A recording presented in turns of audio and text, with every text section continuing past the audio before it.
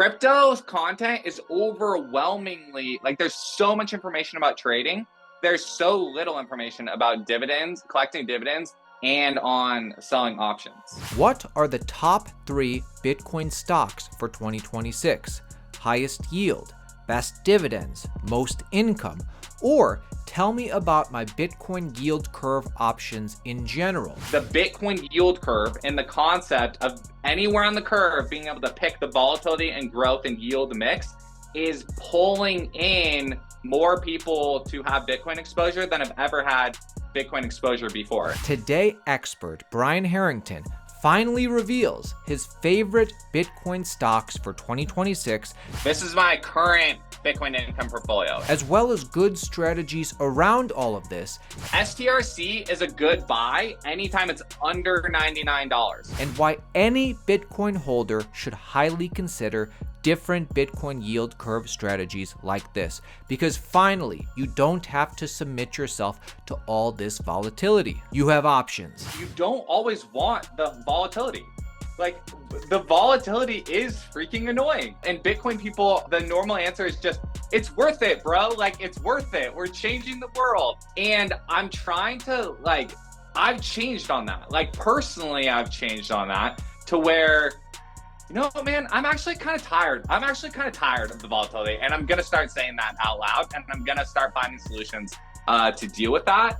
And it's okay if you feel the same way, Aaron. It's okay. So smash the like button if you appreciate content like this. And let me intro Brian for those of you who don't know him. Brian Harrington, I've known you a long time. You have been full-time Bitcoin a long time. Now, 7-8 years ago, I went to the largest West Coast Bitcoin meetup, which you were one of the organizers. And you've been in, full-time Bitcoin, I believe, since 2014, 2015. Certainly when I went full-time, I was in the 2017 run-up, of full-time 2018. And, you've always been full-time Bitcoin and had strong opinions. But what's most interesting to me about you now, and the reason I wanted to have you on, you really upped your YouTube game. And I really like the way you've kind of updated your opinion on Bitcoin and traditional finance converging. So that's what we're going to talk about today. Different Bitcoin stocks. In your opinion, what's the best way to build wealth in this new Bitcoin and TradFi world? But, before we get into it, Brian, how are you doing today? No, that great summary, man. Thank you so much for that. And it's been cool being your guys' friend over that many years. I really appreciate your support of the meetup back in the day. And yeah, it's been really cool watching individuals and the space just grow like over the years. And so for sure. So let's just start it off. How has your opinion changed? Because, I don't want to pigeonhole you, and you were not just a Bitcoin maxi back in the day, but for lack of a better term, you were like Bitcoin only, accumulate as much Bitcoin as you can. You told me on a stream a couple years ago, I truly believe that in the future, my very young child, he's going to grow up and never have a bank account. Yeah. I don't know if you still believe that the other day or today, because I heard you talking about how much you like these brokerage accounts. But how has your kind of when did your opinion change? Why did it change? How did it change? Yeah. So I started talking on the internet as just a classic loudmouth libertarian on the internet. Very like Bitcoin versus fiat money. And then also the pandemic genuinely played a large role in a lot of what I was saying on the internet, because I genuinely do believe, and this is still in me 100%, that fiat money is not good. Fiat money is not good for society, period. Bitcoin is upgraded money, upgraded monetary policy. And so now, instead of having a council of 12 politicians that try to dial around the levers and help the world in this complex fashion, it's like, nope, Bitcoin is just the most successful open source protocol in the world.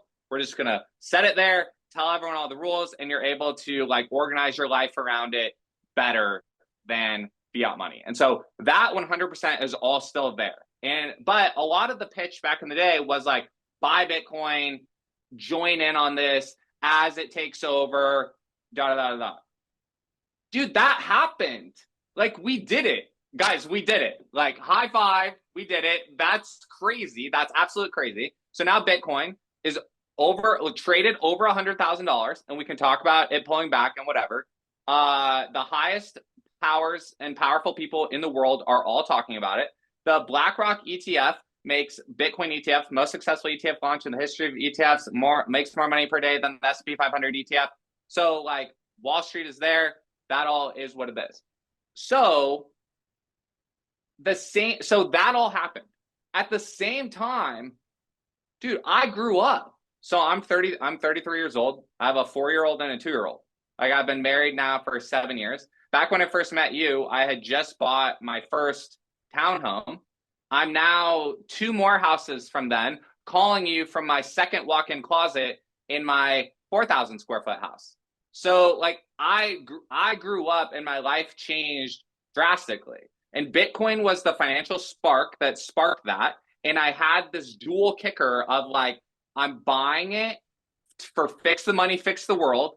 And I'm buying it for personal wealth accumulation. And both of those things kept me going over all those years, right?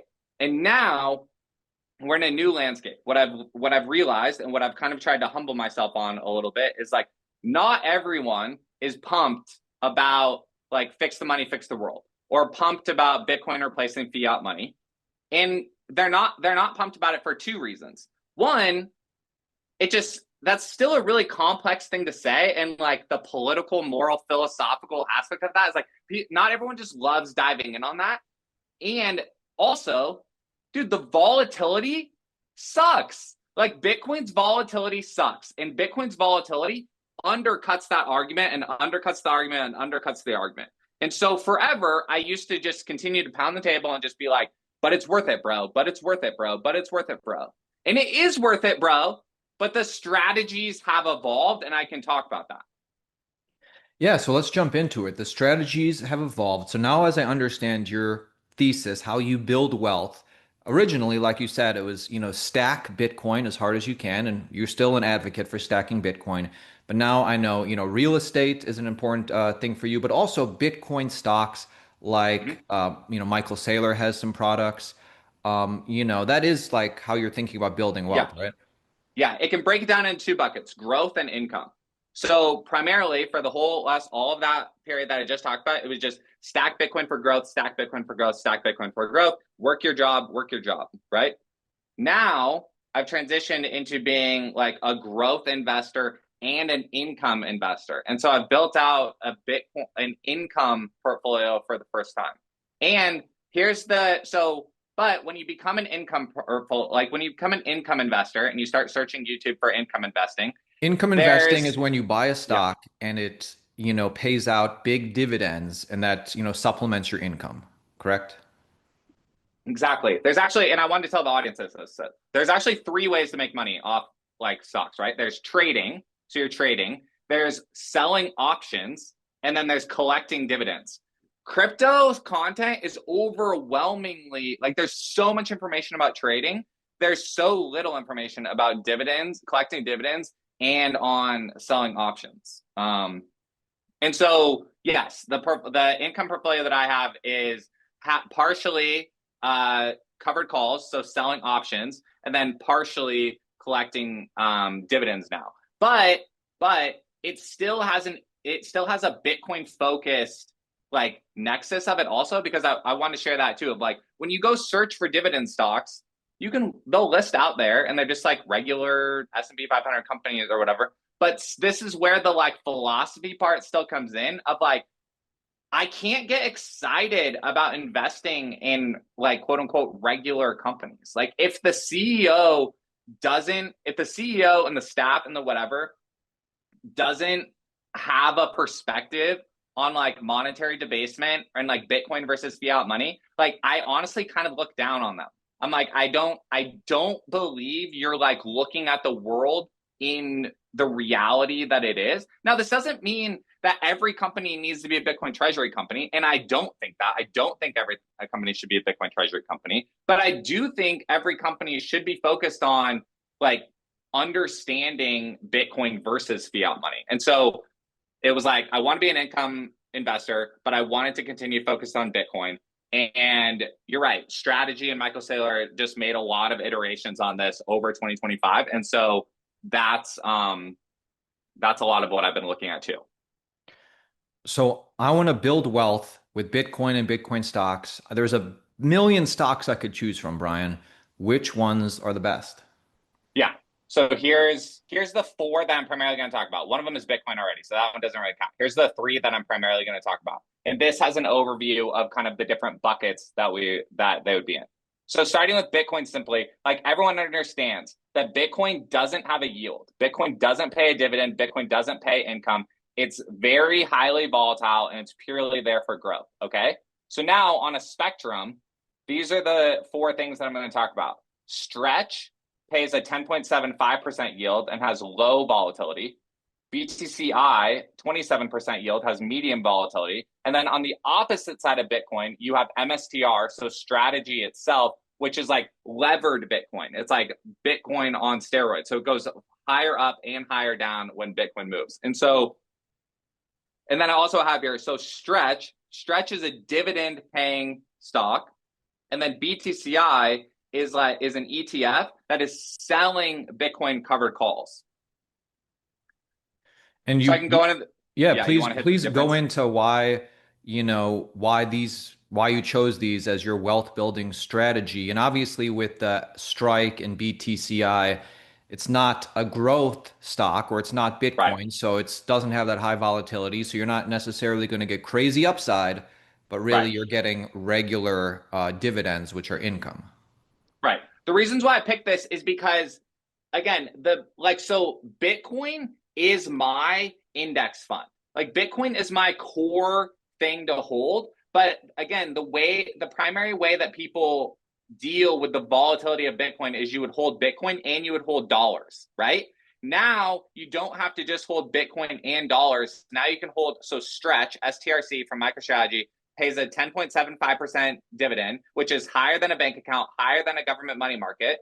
But then they also are helping it trade at par, meaning that they are incentivized to get it to trade between $99 and $100 and $99 and $101. So when it goes over $101, they're going to issue more shares into the market, and that's how they're going to collect more dollars so they can go and buy Bitcoin. And when it's trading under $99, they're going to increase the dividend payment, which is going to help it pull back into the par range. And so STRC is, again, a lot of like when people go out and find a high yield savings account, a high yield savings account under the hood is just loaning money to the government. So when you hear of a government money market or these funds paying like 3.75 or like 4.25, all they're doing is investing in government money markets and loaning money to the government through treasuries. What Strategy and Michael Saylor are saying is they believe, like, they're putting their money where their mouth is, and they're like, Bitcoiners have higher credit and like higher credit than the US government. They have higher credit than corporate debt. The other thing when you become an income investor is you start to learn about this thing called private credit. Okay. But private credit is unbranded and it doesn't have an easy to find ticker symbol, and you have to hire a financial advisor to even go out and find it for you. Strategy and Michael Saylor are building on top of that, and they're like, we're just going to make our private credit public and easy to find. And so STRC was one of the first preferred stocks, even on Robinhood. And so it's effectively, you can think of it less like a stock and it's more like loaning Strategy money and you're receiving a dividend. Okay. So that's a dividend stock. And they've released 4 or 5 different ones. The Yeah, I was reason going why to I'm ask you. called, I was going to ask you why that one. MicroStrategy yeah, has a couple. yeah. The reason is because Stretch is the easiest to understand. Stretch is the easiest to understand. And for the simplified yield curve, I'll get into my second pick, but the simplified yield curve, I didn't like, if I want exposure to When MicroStrategy, you say then I'm just yield going to, curve, when you say yeah, yield curve, are you just referring to any stock that has this one has this much yield, this one has this much yield, versus risk? Is that the yield curve you're talking about? yeah, exactly. Okay. And you can equate it to like, again, the treasury yield curve, like the United States government. And again, this is where the like philosophy and Bitcoin versus fiat money like comes in. You hear a lot about the treasury yield curve of like, oh, a treasury pays this. Oh, T-bill pays this. Oh, the 30-year bond pays this. And then you know how when you listen to other like macroeconomic podcasts and they're like, oh, the yield curve is inverted. The yield curve is inverted. That means recession or whatever. That means like people are valuing the present more than the future in that. So Bitcoin now, that's the biggest thing now, is Bitcoin now has its own yield curve. So you don't have to just own Bitcoin itself and take all the volatility on the face. Anyone listening can choose the spectrum and make a mix of these things. And so the reason why I chose STRC for the simplified yield curve is because number one, all of the strategy preferreds have only been out a year or less. So it's still a very new thing that the market is like coming to grips with. Also, all the other ones have some sense of exposure to MSTR, like common stock, underlying stock, which again is like compounding the complexity. The reason why stretch doesn't compound the complexity because they're going to help it trade in its par range. So it's going to have the least amount of volatility, which fits neatly at that end of the curve. So the lowest volatility end of the curve is stretch. The highest volatility end of the curve is MSTR, which is effectively just levered Bitcoin. The term they use is amplified Bitcoin. And so if that makes sense, I can now tell you about the middle of the curve. Sure. So the middle of the curve is a fund called BTCI. It's from a place called Neos Funds. And what this is doing is it is selling covered calls. So a covered call is when you own the underlying Bitcoin and you are saying, so Bitcoin, like right now is at, so the 91,000. If I'd be like, Aaron, do you want to, you can pay for the right to buy this Bitcoin from me at 95,000 and you would pay me $50. And so I would then have the Bitcoin and I would have $50. And then if at the end of the 2 weeks or at the end of the 4 weeks, it's below 95, you wouldn't buy it from me because that wouldn't make rational sense. I would keep the $50 as income and I would sell the Bitcoin. If Bitcoin launched up to 99, you would buy it from me at 95,000. I would get 95,000. You would get a discount to where it is right there. This ETF BTCI This is something that traders can do already, but like correct. BTCI just does it for you. Exactly. Correct. Because I'm not the guy that's sitting in front of my computer, like watching every tick and doing all the things and clicking all the buttons all the time. Like I'm not doing that. What I'm doing is putting my money in BTCI, and those fund managers are simply selling away covered calls. And a few good things about BTCI, they don't sell covered calls on the whole portfolio, meaning that some amount of the portfolio can still rise. So you still have a high, and this is what makes it in the middle of the yield curve, that there's some growth and some income. And so as Bitcoin goes up or as Bitcoin goes down, it rides on Bitcoin's price up and down, but you are selling away the upside. So in an up market, it's going to underperform. In a down market, it's going to overperform, which comes back to the central thesis of like trying to limit the volatility while still being engaged in Bitcoin. You must be overperforming this last month then, because the market is down. Exactly. Yeah. When I started, and so yeah, let me show you. So when I started this pursuit, it was in September that I started this pursuit, and I want to show you. This is my current like Bitcoin income portfolio, and to that point, so I started buying BTCI when Bitcoin was around $112,000. And so I've been buying BTCI downwards from there. And then you can see the STRC position. STRC is a good buy anytime it's under $99. So right now, if you're watching this and STRC is under 99, you have an extra amount of little juice if you have the time to wait. That again, they're coaxing it into its par value. And so you'll collect the 10.75% dividend, but you'll also ride it into its par value a little bit. And so you can see my current dividend portfolio is doing about $1,900 a month. So we're still here for the Bitcoin upside. We're still here for Bitcoin replacing fiat money, but now we're getting paid along the way. So BTCI, I saw that was your biggest holding, it looked like. Isn't that also the one that has the biggest yield? Is that the strategy? Or like tell me like a 25% yield or even a 10% yield for a strike. These seem like great yields.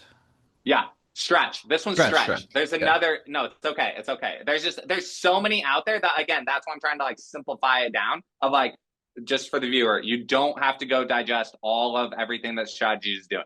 If you're just started paying attention, like So stretch STRC is easy to start with.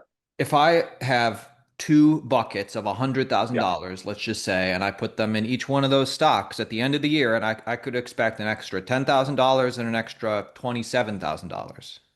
Yeah. Correct. Seems like awesome. What are Yeah. the It is risks? awesome. What are the risks, So Brian? no, I mean, it is awesome. It's genuinely awesome and interesting. The risks are so with stretch, the risks are that strategy won't be able to pay the dividend or that the market will continue to like disagree with them and they won't be able to like coax it into the 99 to 101 par range. The risk with BTCI is that Bitcoin price just continues to decline and decline and decline. And like the dividends aren't able to match your like how much income you're expecting or needing per month. The other thing that's so interesting about this is this concept is breaking through to like non-Bitcoin centric people now and non-crypto centric people now. Like I've been doing a deep dive on YouTube of just watching other dividend like YouTubers, and I've been watching other, like the FIRE movement. Like there's been this constant tension between the FIRE movement and like Bitcoin and crypto. This Fire is thawing the movement, fire financial movement, independence, retire early. it's to Yeah. basically like save and make a lot of money and then you retire early and you don't have to work. Yes. Yes. There's probably viewers that watch Altcoin Daily and FIRE, and there probably are people that have been hybrid doing this, and it's been frustrating that the FIRE community and the Bitcoin crypto community haven't fully overlapped. And so these dividend stocks are beginning to do that as they rise in popularity, which is really interesting to see. So, I know a lot of people are watching this and they're interested in getting involved if they are. If Elon Musk were to gift you $100,000 today, at today's prices for everything, how would you allocate? What would you do that $100,000? Yeah. I would probably go. I mean, as my portfolio is like 50-50, like STRC and BTCI right now. And it was going to lean more BTCI, but as price has like been tanking, I've been pulling back on BTCI. And as STRC right now has the extra incentive when it's under 99, that I've been leaning on STRC more. So I'll say it again because I want people to hear this. Lean on BTCI as much as you believe in Bitcoin. Okay. So if you're a Bitcoin bull and you're like you want to buy the dip on regular Bitcoin, but you're also interested in beginning to start to build a dividend portfolio, then and you're okay with the fluctuating up and down of Bitcoin, then lean on BTCI. But if you don't love where Bitcoin's at right now and you're not sure if crypto is going into a prolonged bear market and you want more like quote unquote dry powder or whatever, like then lean on STRC because STRC is going to have the company aims to have a par value between 99 and 101, which just means they're going to pull the stock price into 99 versus 101. So STRC is never going to go jump up to 115. I want people to hear that. STRC is never going to go jump up to 115. Because if it does, strategy is going to sell more shares of STRC and go buy Bitcoin with it. So it's just going to have this really simple get paid your 10.75% dividend for it to sit between 99 and 101. So when it's under 99 and you don't love the shape of Bitcoin right now, lean on STRC. If you want a lot of extra monthly income and you like betting on Bitcoin and participating in Bitcoin, then lean on BTCI. And this is what it's serving me right now because buying the dip feels inefficient. Like, dude, I'm good on like buying Bitcoin. And that doesn't mean that like, oh, I'm sitting on all these piles of Bitcoin or whatever. I want people to actually hear this too. I'm off our high watermark for the amount of Bitcoin like we've ever had, which is okay. Like Bitcoin has transformed my life. It has fully transformed my life and it's continuing to transform like the world. And right now, I don't need more action-packed volatility like growth. I like what our net worth number is, and I'm good with that. And so I'm okay with the net worth number growing at a slower pace if I can earn passive income and like kind of like take profits in a lifestyle perspective. I love it. Mature opinion, Brian. Just one of my final questions, and we've learned a lot today, is like, what else would you have to say on just like thinking about building wealth in this new future, or even like, how you see this industry or TradFi changing? Yeah. So, I'm bullish on home ownership. I'm still at an individual level, I'm still really bullish on home ownership. I'm bullish on building your influence in whatever town you live in. And so I think you should build your name ID and build your influence in the town that you're in, and you should own your own home. And if that sounds far away for people, look up house hacking. Look up house hacking because I do not believe that young people are priced out of homes like in America. And I think that you can own your own home. And if you're already renting, you should buy a home for 5% down and rent out the other rooms and make money that way. You should increase your cash flow that way so that you can buy more Bitcoin. Is one thing I would say from like a wealth building perspective, because I've put my money where my mouth is on that too, of always having the barbell of Bitcoin's action packed growth with the slow moving growth of real estate. And then, yeah, how do I think it's going to continue transforming in TradFi? Like, I think the Bitcoin yield curve and the concept of anywhere on the curve being able to pick the volatility and growth and yield mix is pulling in more people to have Bitcoin exposure than have ever had Bitcoin exposure before. And so the story of like Bitcoin going mainstream is like continuing as scheduled. Hell yeah. Brian Harrington, thank you so much for imparting your wisdom on us today, guys. I linked Brian's YouTube channel down below. This is the kind of stuff he talks about all the time. Give him a follow. Brian, thank you so much. Thank you guys. Yeah, we'll see you again soon.